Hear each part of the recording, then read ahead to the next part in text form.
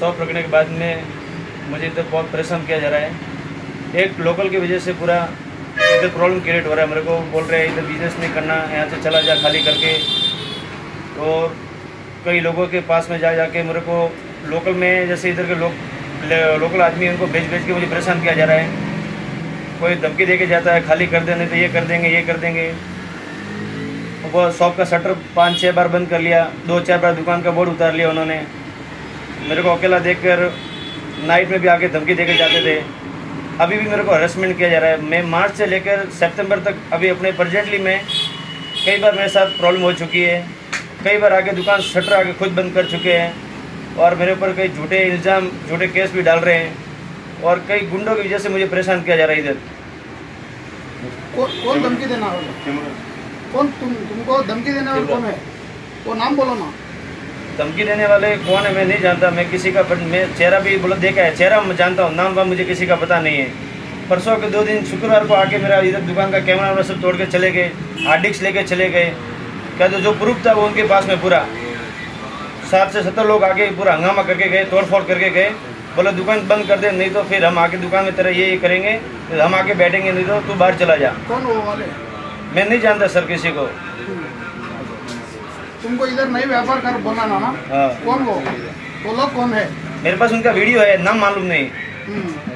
मेरे पास उनका नाम है, मतलब वीडियो है, नाम किसी का मालूम नहीं है कि कौन है। वो वीडियो एक बार दिखाओ ना भाई साहब। वो वाले तुमको धमकी दिया कैसा? प्रेस मीटिंग मेरे को कोई अभी धमकी नहीं दिया। प्रेस मीटिंग वाले कल दिया था ना, प्रेस मीटिंग वाले कल दूसरे वाले शेखर शेखर ना, वो मीटिंग प्रेस वाला क्या? प्रेस वाला वो मैं जानता नहीं ना उसको। उसका मैं प्रेस का मालूम नहीं मेरे क्या प्रेस वो तो नहीं మాట్లాడతా ఓకే బాత్ करना अभी। గత కొద్ది రోజులుగా రాయచోటిలో నెలకొన్న పరిస్థితులకి ఒక మార్వాడి షాప్ అతని విషయంలో జరుగుతున్న కొన్ని విషయాలపైన ఒక వివరణ ఇవ్వడానికి ఈ పాత్రికేయ సమావేశం నిర్వహించడం జరిగింది। ఈ కార్యక్రమానికి వచ్చేసిన పాత్రికేయులందరికీ కూడా పేరుపేరున నమస్కారాలు। రాయచోటిలో కేవలం నిన్న ఒక నాయకుడు, పార్టీ నాయకుడు, ఇంకో పార్టీ నాయకుడు ఇద్దరు 2 ప్రెస్ మీట్లు నిర్వహించి మొత్తం విషయాన్ని తప్పుదారి పట్టించే విధంగా వ్యవహరిస్తున్నారు। ఆ విషయం పైన మేము పూర్తి విషయాలని పాత్రికేయుల ద్వారా సమాజానికి, అదేవిధంగా రాయచోటి ప్రజలకి, అదేవిధంగా పెద్దలకి తెలియజేయాలనుకుంటున్నాం। ఈ విషయం ప్రత్యేకించి మా మంత్రి గారు మండిపల్లి రామప్రసాద్ రెడ్డి గారికి, అదేవిధంగా జిల్లా ఎస్పీ గారికి, అదేవిధంగా జిల్లా కలెక్టర్ గారికి కూడా ఈ సమావేశం ద్వారా తెలియజేయాలని కోరుకుంటున్నాము। పాత్రికేయుల ముసుగులో కొందరంటే కొందరు కాదు, పురం మురళి, పెద్దపల్లి శేఖర్ తదితరులు ఫేక్ డాక్యుమెంట్ సృష్టించారు। వీడి పేరుతో భాగం ఉంది, అది ఉందని చెప్పేసి ఒక 70 మందికి పైగా షాప్ పైన దాడి చేశారు, షటర్లు వేసేశారు, కెమెరాలు తుంచేశారు। ఇన్ని జరుగుతున్నాయి। వీటన్నిటికీ కూడా మూలం మా పార్టీలో తిరుగుతున్న కొందరు, కూటమి ప్రభుత్వంలోని కొందరు వ్యక్తులు తప్పుదారి పట్టిస్తూ కేవలం ఒక షాపుకి ఈ షాపుకు మధ్య పోటీ జరుగుతుంది। ఆ షాప్ పేరు మీకు అందరికీ తెలిసే ఉంటుంది, కాయినా నేను చెప్తాను, ఎస్ఎంబి స్పేర్ పార్ట్స్ వాడు అధిక ధరలకు అమ్ముతున్నాడు। మెకానిక్లు అంటే లెక్క లేదు, కస్టమర్లు అంటే లెక్క లేదు, చాలా అధిక ధరకు అమ్ముతున్నాడు। తను ఒక అప్రకటిత సామ్రాజ్యాన్ని, వ్యాపార సామ్రాజ్యాన్ని ఆయన చుట్టూ పెట్టుకునేదానికి ఎస్ఎంబి వాడు ప్రయత్నిస్తున్నాడు। ఈ ప్రయత్నంలో మాకు కూటమి ప్రభుత్వంలో భాగస్వామ్యంలో అయిన టీడీపీకి, బీజేపీకి కూడా వాడి ప్రేరేపిత మనుషుల ద్వారా మా పైన బురద జల్లే ప్రయత్నం చేస్తున్నాడు। పోలీస్ స్టేషన్లో గతంలో మురళి అనే వ్యక్తి ఆధ్వర్యంలో ఇతను ఇచ్చిన కంప్లైంట్ ఆధారంగా చేసుకుని అందులో సంతకాలు ఈ మురళి అనే అతను ఫోర్జరీ చేసి ఒక ఫేక్ డాక్యుమెంట్ క్రియేట్ చేశాడు। ఈ షాప్ పైన భాగస్వామ్యం ఉందని తీసుకొని అది మళ్ళీ ఇంకొక ఆయనకు అమ్మాడు, ఆయన వచ్చేసాడు। షాప్లో భాగస్వామ్యం కోరిన వాడు ఎవరు కూడా దాడికి రారు। దాడి చేసి కెమెరాలు, హార్డ్ డిస్కులు దాడి చేసి హార్డ్ డిస్కులు తొలగించి వాటిని పట్టుకొని పోయి నిన్న పెద్దపల్లి శేఖర్ అనే వ్యక్తి, ఆ ముఠాకి నాయకత్వం వహించిన పెద్దపల్లి శేఖర్ అనే వ్యక్తి ఏమంటాడయ్యా అంటే, నా పైన విమర్శలు చేసే ప్రయత్నం చేస్తున్నాడు. ఆయన అంటే ఏందనేది ఈ పెద్దపల్లి శేఖర్ గురించి అందరికీ తెలుసు, మీకు అందరికీ తెలిసిందే, ప్రత్యేకంగా చెప్పనవసరం లేదు. రాజ్యాంగం భారతదేశంలో డాక్టర్ బిఆర్ అంబేద్కర్ గారు గొప్ప లక్ష్యంతో రాసిన రాజ్యాంగాన్ని ఇలాంటి కొందరు తప్పుగా వ్యవహరిస్తూ దుర్వినియోగపరుస్తూ సమాజాన్ని భయప్రాంతులకు గురి చేస్తున్నారు. వ్యాపారం కోరుకునేవాడు వచ్చి వ్యాపారం కోరుకొని అయ్యా నాకు బాగా ఉంది కదా ఏం చేయాలని పోలీస్ స్టేషన్కో ఇంకోదానికో పోతారు, కానీ దాడి చేయరు. షాప్ పైన దాడి చేశారు, షాపు అద్దెకిచ్చిన వారిపైన కూడా వాళ్ళు దాడి చేశారు. మళ్ళా పోయి పోలీస్ స్టేషన్లోకి వెళ్ళి ఒక తప్పుడు కేసు కూడా పెట్టారు. 24 గంటలు పోలీస్ స్టేషన్లో కూర్చుని పోలీసు వారిని తప్పుదారి పట్టిస్తున్నాడు ఈ మురళి అనే వ్యక్తి, అతని మిత్ర బృందం. రిపోర్టర్లు అందరూ చాలా మంది పాత్రికేయ మిత్రులు ఉన్నారు, నాకు చాలా మందితో సుపరిచయాలు ఉన్నాయి. వీళ్ళెవరూ కూడా ఆ విధంగా వ్యవహరించే వాళ్ళు లేరు. ఆయన ఆడ కూర్చొని వ్యాపారాలు చేస్తున్నాడా ఇంకోటి చేస్తున్నాడా మనకు తెలియదు. పోలీసులను తప్పుదారి పట్టించారు, టీడీపీ పార్టీలోని పెద్దల్ని తప్పుదారి పట్టించారు. ఇలా తప్పుదారి పట్టిస్తూ ఎస్ఎంబి అనే ఒక షాపు యొక్క వాడిని కొమ్ము కాస్తూ ఈ మార్వాడి అతన్ని ఇక్కడ లేకుండా చేసే ప్రయత్నం చేస్తున్నారు. ఈ ఎస్ఎంబి అనేవాడు ఏకపక్షంగా వ్యవహరిస్తున్నాడు. ఒక సిండికేట్ అప్పటికప్పుడే ఏర్పాటు చేశారు, అందరినీ మభ్యపెట్టి వాడి స్వలాభం కోసం జనాలందరి మీద భుజాలపైన కన్ను పెట్టి వీడిని పేల్చే ప్రయత్నం చేస్తున్నాడు. చాలా సొసైటీలు ఉన్నాయి. నరేంద్ర మోదీ గారి పాలనలోనూ అదేవిధంగా చంద్రబాబు నాయుడు గారి పాలనలోనూ ప్రజలందరికీ కూడా మంచి అవసరాలు తీరాలంటే ఖర్చులు తగ్గించేదానికి ప్రయత్నం చేస్తున్నారు. ఇప్పట్లోనే మనం చూసాం, ట్యాక్సులు తగ్గించింది కూడా చూసాం. వీడు రేటుకు తక్కువ అమ్ముతున్నాడు, వాడు మాత్రం ఎక్కువ అమ్ముతున్నాడు. లాభం మొత్తం ఆయనకే కావాలి, ప్రజలు ఎవరికి కూడా మేలు జరగకూడదనే ఒక ఉద్దేశంతో అతను ఈ విధంగా వ్యవహరిస్తున్నాడు.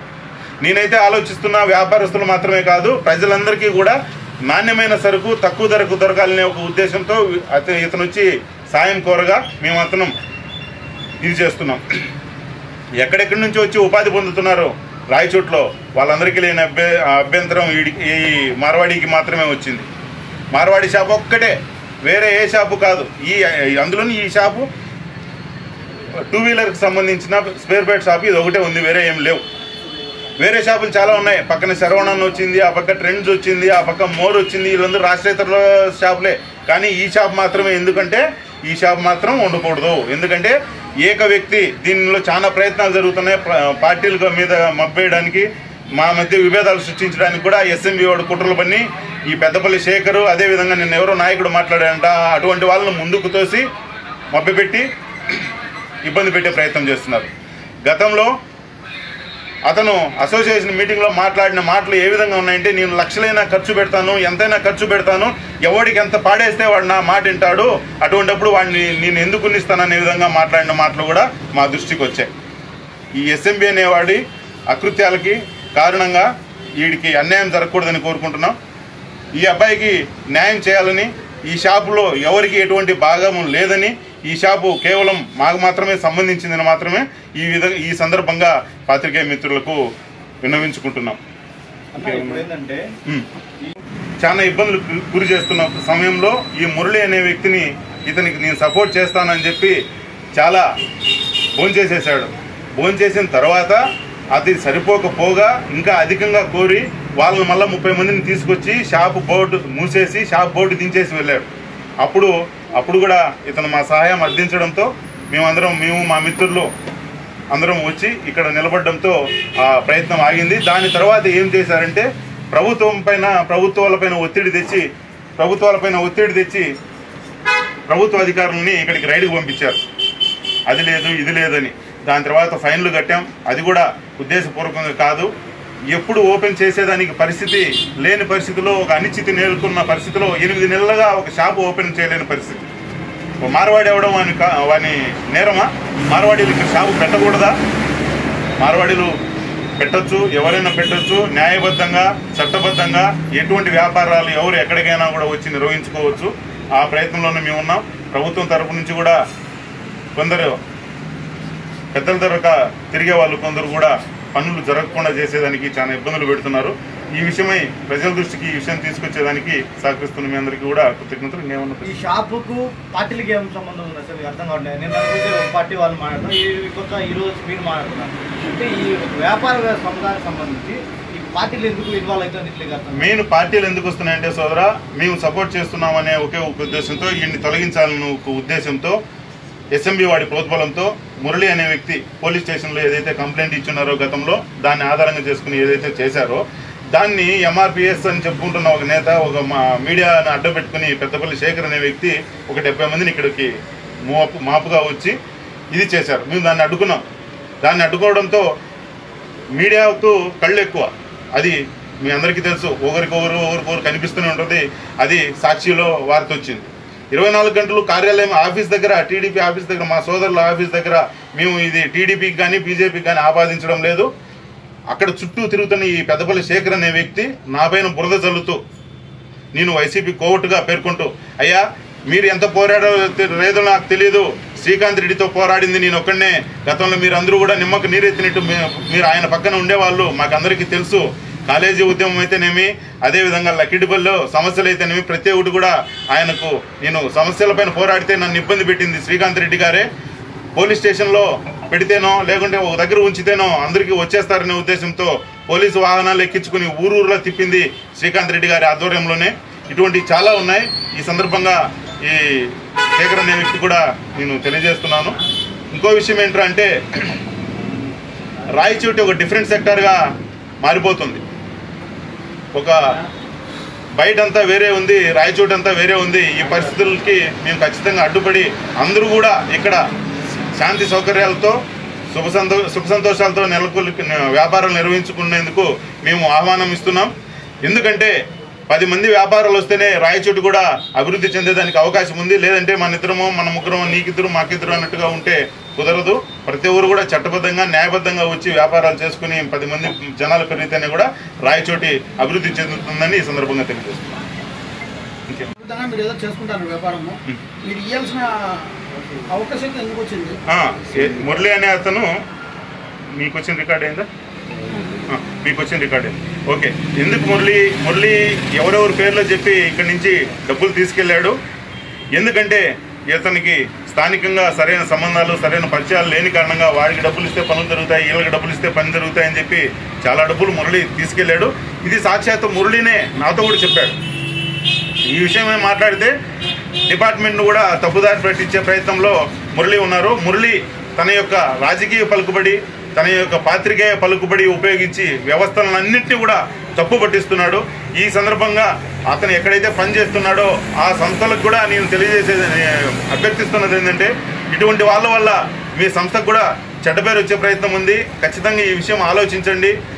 కలెక్షన్ ఏజెంట్గా మారిన అటువంటి పైన ఖచ్చితంగా చర్యలు తీసుకుంటే బాగుంటుందని కూడా ఈ సందర్భంగా ప్రెస్ మీట్ పెట్టాడు. ఆ రాజకీయ నాయకుడు పలుకుబడితోనూ మాకు స్టేషన్లో న్యాయం జరగలేని పరిస్థితి ఎదురైతే మేము ఎస్పీ గారికి, తదుపరి డిఐజీ గారికి కూడా, డీజీపీ గారికి కూడా ఈ సమస్యను చేర్చే ప్రయత్నంలో ఉన్నాము. ఇప్పటికే డిఎస్పీ గారికి ఈ విషయమై అభ్యర్థన పత్రం ఇచ్చాము మేము. తదుపరి ఇంకా పెద్దల దృష్టికి కూడా మేము తీసుకెళ్తాం. ఖచ్చితంగా ఈ విషయంపై న్యాయపరమైన పోరాటం ఖచ్చితంగా చేస్తాం. అంటే మీరు ఒక కూటమిగా ఉన్న మీకు బీజేపీ పార్టీ నాయకులకి న్యాయం జరగలేకపోతే పోలీస్ స్టేషన్లో సామాన్య వ్యక్తులకు ఎలా న్యాయం జరుగుతుంది? ఈ కూటమి ప్రభుత్వము అనేది బీజేపీ, టీడీపీ అనేది పక్కన పెడితే అతను ఎక్కువ వాడుతున్న పేరు వచ్చేసి నేను పాత్రికేయుడిని, నన్ను మించింది ఏది లేదు, పాత్రికేయులే సుపీరియరు అన్న చందాన అతను అక్కడ 24 గంటలు, అతను పోలీస్ స్టేషన్లో ఏం పని ఉంటో తెలియదు. 24 గంటలు పోలీస్ స్టేషన్లో ఉంటాడు. ఆయనకు ఉద్యోగం ఏమైనా ఇచ్చారో కూడా నాకు తెలియదు. వాళ్ళు పొమ్మన్నా కూడా ఈయన అక్కడి నుంచి కదిలి వచ్చేట్టుగా లేకుండా ఉన్నారు. అంతగా అక్కడ తిష్టేసి కూర్చున్నాడు పోలీస్ స్టేషన్లో మురళి మిత్ర బృందం. ఇంకోటి మురళి వచ్చి 10 లక్షలు డబ్బులు పెట్టినా నాకు అగ్రిమెంట్ రాపి కేవలం తను అక్రమంగా సృష్టించి ఫోర్జరీలు చేసి సృష్టించుకున్న డాక్యుమెంట్లు మాత్రమే. దానికి అతను ఎటువంటి డబ్బులు ఇవ్వలేదు. కేవలం వీడు ఎందుకు తనతో సపోర్టివ్గా ఉండేవంటే, తను గతంలో కొద్దిగా అదే డబ్బులు కలెక్షన్ కోసం నేను సాయం చేస్తా అని చెప్పిన క్రమంలో ఇతని దగ్గర డబ్బులు తీసుకున్నాడు, కానీ అతను ఎటువంటి డబ్బులు ఇవ్వలేదు. నా దగ్గర డాక్యుమెంట్ ఉన్నాయని చెప్పి ప్రచారం చేస్తున్నాడు. ఆ డాక్యుమెంట్లు మీరు ఏమైనా అడిగారా? మీరేమో డాక్యుమెంట్లు మా దృష్టికి మేము పోలీస్ స్టేషన్లో అడిగాము, కానీ మాకు సబ్మిట్ చేయలేదు. కానీ అయితే మాత్రం ఎటువంటి డాక్యుమెంటు వాటిల్లో నిజమైనవి కావు, చట్ట వ్యతిరేకమైనవి. తను దుర్వినియోగపరుస్తూ తన యొక్క తెలివితేటల్ని తప్పుడుగా సృష్టించినవి పేపర్లు మాత్రమే. అందుకని నేను నిన్న అశోక్ అనే వ్యక్తి, అదే పెద్దపల్లి శేఖర్ యొక్క అనుచరుడు అశోక్ అనే వ్యక్తి వచ్చినా కూడా, నాన్న మీకు ఎన్ని తెలియదు, మీరు వెళ్ళి మురళితోనే మాట్లాడి ఫేక్, మీరు వెళ్ళండి అని చెప్పినా కూడా వినకుండా దాడి చేసి ఎవరికి వాళ్ళు ప్రొఫెషనల్గా ఏ విధంగా అయితే దాడులు చేసే బృందాలు ఉంటాయో ఆ బృందాలు వివరించి కెమెరాలన్నీ ధ్వంసం చేసి రికార్డ్ అయిన ఫుటేజీని కూడా తొలగించి సాక్ష్యాధారాలు లేకుండా చేసి తొలగించి తీసుకెళ్లారు. మీకు కావాలంటే ఫుటేజ్ అందరికి కూడా మీడియా మిత్రులకి అది చేరవేసేదానికి మేము సిద్ధంగా ఉన్నాం. నిన్న ఛాలెంజ్ విసిరారు నిజమైన ఫుటేజ్ వదలమని. నిజమైన ఫుటేజ్ అయ్యా పెద్దపల్లి శేఖర్ గారు మీరు ఎక్కడ తీసుకెళ్లారు కదా మీ పిల్లలు, అది యాజ్ ఇట్ ఈజ్గా ఎటువంటి ఎరేజ్లు లేకుండా ఎటువంటి డ్యామేజ్ లేకుండా దాన్ని తీసుకొచ్చి ఇచ్చారంటే మీ యొక్క అన్ని ఎవిడెన్స్లు దాంట్లోనే ఉన్నాయి, మీరే చూసుకోవచ్చు. ఓకేనా, మీరు చూసుకోవచ్చు అని కూడా ఈ సందర్భంగా తెలియజేస్తున్నాం. ఇదంతా వివరాలు తీసుకుని వెళ్ళారు. మేము పోలీస్ స్టేషన్కి ఎందుకు వెళ్ళలేదంటే అక్కడ మాకు న్యాయం జరుగుతుందని అనిపించలేదు ఆ క్షణంలో. ఎందుకంటే గతంలో మేము వెళ్ళినప్పుడు అక్కడ స్టేషన్లో మేము ఎదుర్కొన్న పరిస్థితులు విభిన్నంగా ఉన్నాయి. ఆ విషయాన్ని కూడా మేము డిఎస్పీ గారి దృష్టికి తీసుకెళ్ళాం. విలేకరులు అని చెప్పి కొంతమంది చెప్తున్నారు. మురళి, శివ అని ఒక అబ్బాయి అతనితో పాటు ఉంటాడు. వీళ్ళందరూ కూడా గతంలో వచ్చేవాళ్ళు. జిమ్ శివ అంటారు ఆయన్ని, జిమ్ శివ అంటారు అతన్ని. జిమ్ శివ, మురళి, పెద్దపల్లి శేఖర్ వీళ్ళందరూ డిఎస్పీ గారు తెలియజేశారు. అనుకోకుండా ఇప్పుడు మళ్ళీ ట్రాన్స్ఫర్లు అయ్యే ఈ ఎస్పీ గారు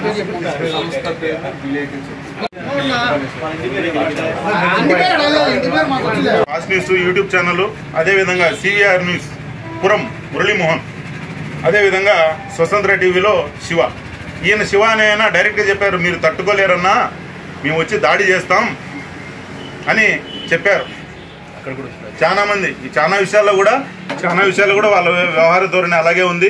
దీని వెనకాల మొత్తం కూడా ఎస్ఎంబి అనే స్పేర్ పార్ట్స్ యొక్క మనిషి ఉన్నాడు. అంతే తప్ప దీన్ని వేరే విధంగా తీసుకోవద్దని కూడా మిమ్మల్ని అందరినీ కోరుతున్నాం. ఈ విషయం కూడా తీసుకెళ్లే ప్రయత్నం చేస్తున్నాము.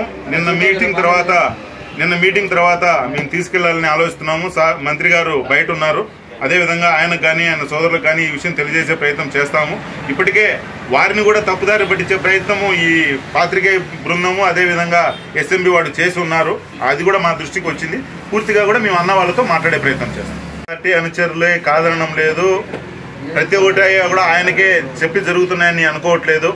ఆయన పనుల ఒత్తిడి రీత్యా సంతోషకరమైన విషయం ఏంటంటే మొట్టమొదటిసారి మన ప్రాంతం నుంచి ఎమ్మెల్యేగా ఎన్నికయ్యి మంత్రిగా బాధ్యతలు చేపట్టడం మనకందరికీ సంతోషదాయకం. ఆ పనుల ఒత్తిడిలో ఆయన ఉండడం వల్ల ఇటువంటి చిన్న చిన్న విషయాలని ఆయన దృష్టికి వెళ్తున్నాయని నేను అనుకోవట్లేదు.